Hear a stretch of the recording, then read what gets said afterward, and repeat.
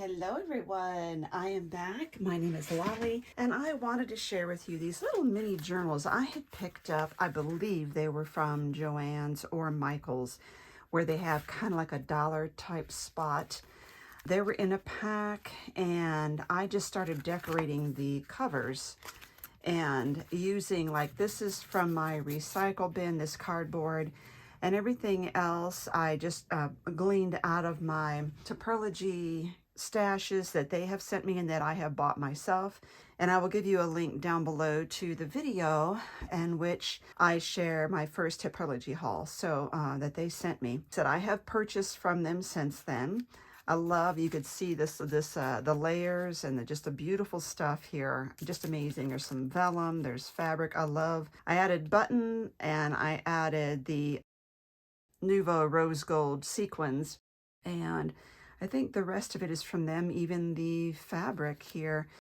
But then I thought, these are so fun, I want to keep making them, but obviously I don't have any more of these journals, so I'll put these right here so you can still see them. I decided to start making them out of file folders.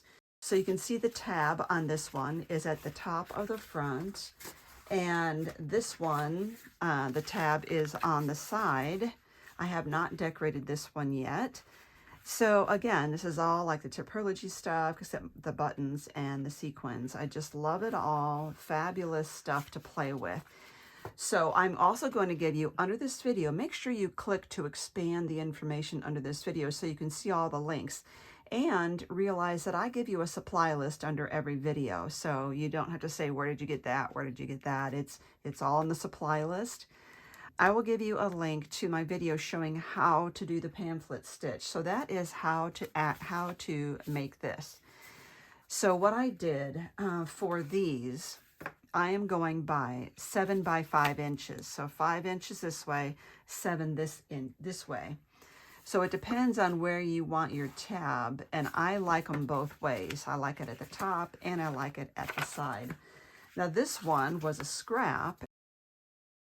There were no more tabs left on this file folder, so I used one of the scraps, folded it in half, glued it on here, and then made my own little tab there. So you can see how I did that. I just rounded those corners off and I decorated those as well. And then I will give you photos at the end of this video.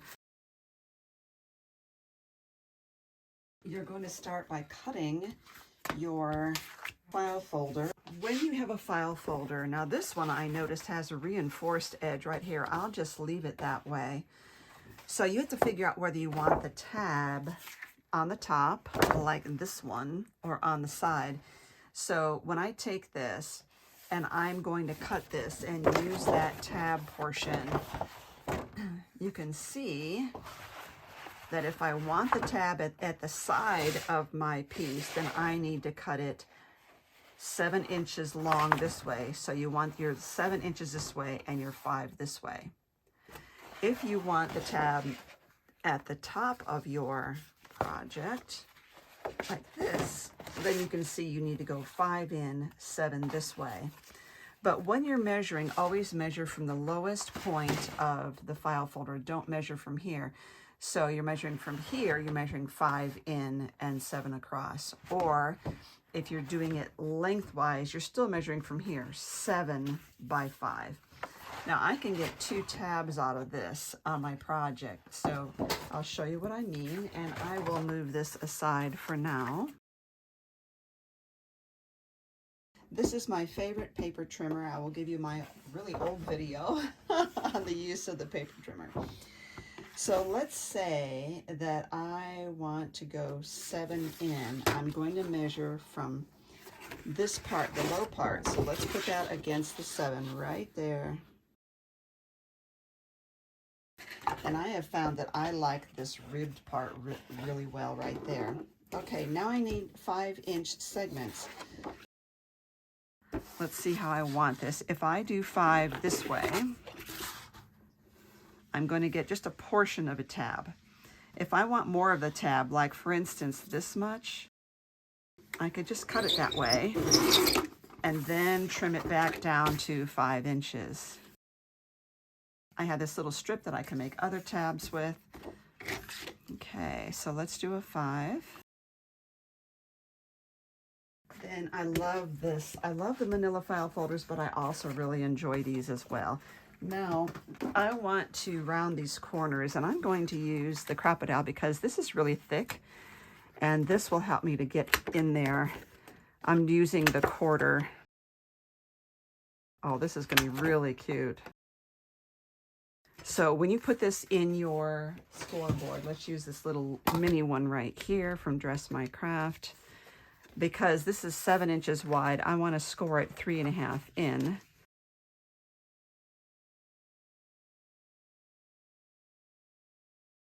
It's easier to get that one on camera.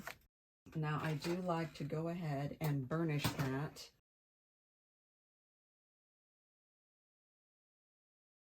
Here they are, the 2 that I have.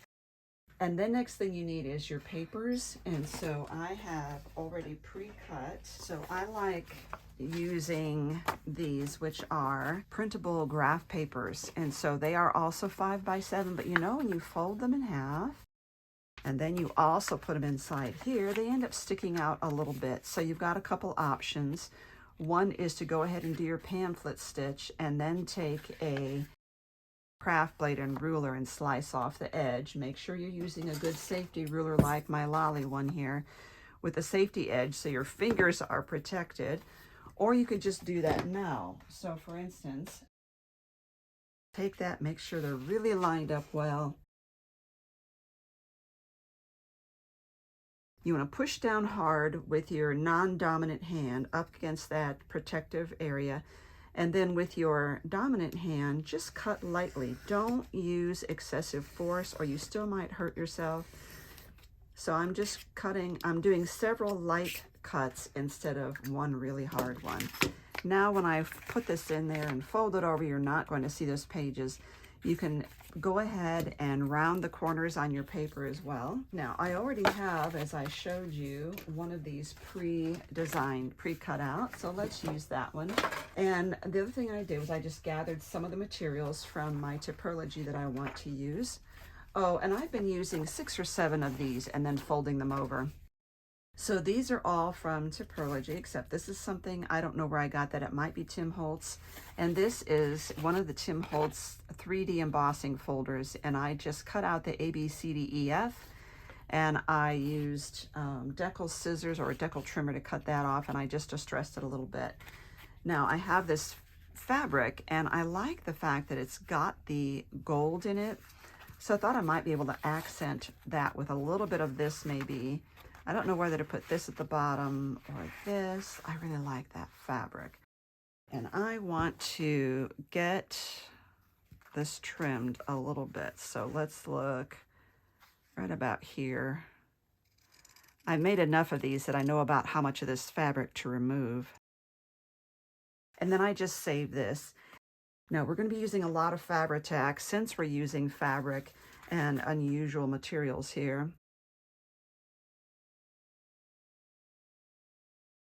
I think this is really awesome handmade paper, and it's got this really nice texture to it.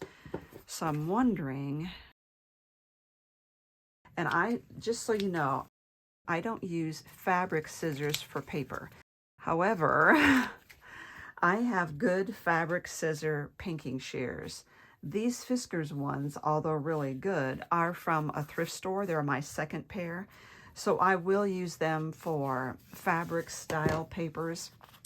The other thing I have that I was actually given at Creativation, this is beautiful, and it is from Amsterdam, acrylic ink, deep gold. And I thought I would bring out some of the gold like we have here. I've already kind of mixed this in a little bit. And I'm just going to put some right here. I have a little sponge that I chopped up. I'm just patting it down there, and I'm just going to try and bring out, if I can, the top of that design there with the gold. I think this is so pretty.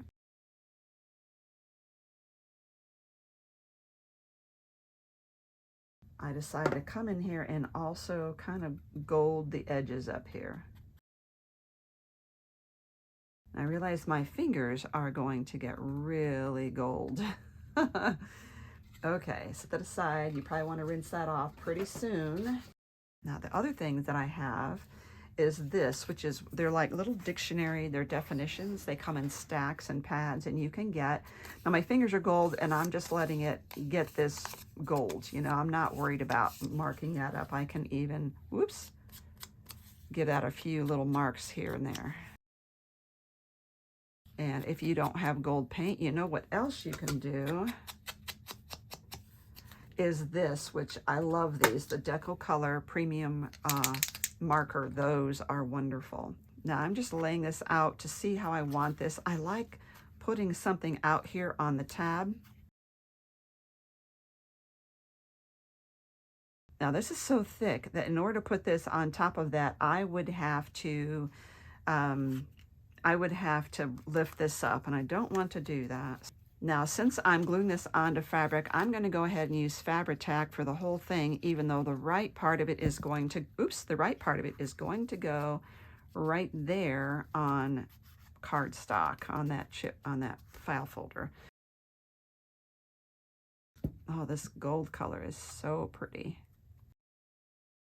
Now look at the texture we've got here. I haven't puffed anything up on foam tape.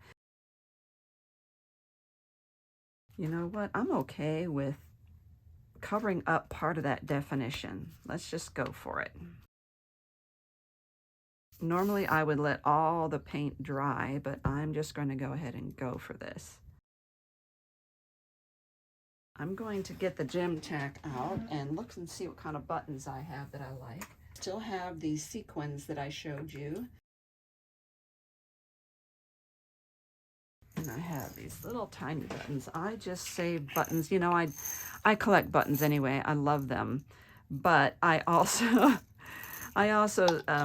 in my button jar, but then I also save some for work with the fabric here. Let's open this up. So I think that would help me.